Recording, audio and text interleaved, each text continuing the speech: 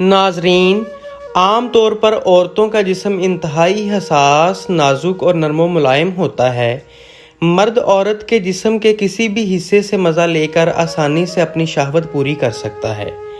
औरत के जिस्म के बाज़ हिस्से ऐसे भी होते हैं कि अगर मर्द उन पर अपना नफ्स रगड़े तो औरत जल्दी डिस्चार्ज हो जाती है, जिसको आज हम इस वीडियो में आपके साथ शेयर करेंगे। नंबर 1, औरत के पेट पर नफ्स रगड़ना। औरत का पेट भी इंतहाई नाजुक और हसास होता है। अगर कोई मर्द औरत के पेट पर बोसा देता है, औरत के पेट को किस करता है, तो औरत बहुत जल्दी हमबिस्तरी के लिए तैयार हो जाती है। लेकिन अगर कोई मर्द अपना नफ्स औरत के पेट के ऊपर रगड़ता और मसलता है, फिर तो औरत इतनी गर्म और बेकाबू हो जाती है कि नफ्स को अपनी शर्मगाह में डाले बगैर फारिग हो जाती है। नंबर 2, औरत की छाती पर नफ्स रगड़ना। औरत की छाती इंतहाई हसास और नाजुक होती है।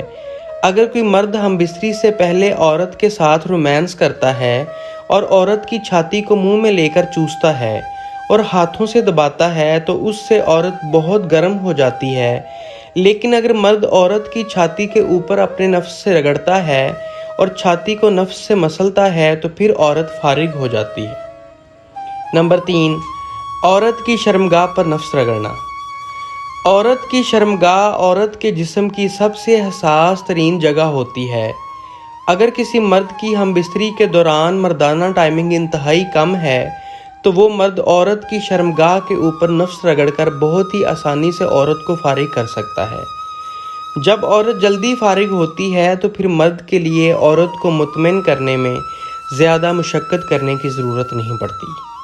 दोस्तों, अगर आपको मेरी आज की ये वीडियो पसंद आई हो तो प्लीज़ इसको ज़्यादा से ज़्यादा लाइक करें, कमेंट करें और मेरी इस तरह की मज़ीद वीडियोस और कहानियों के लिए मेरे चैनल बोल्ड स्टोरीज़ हब को लाजमी सब्सक्राइब कर लें।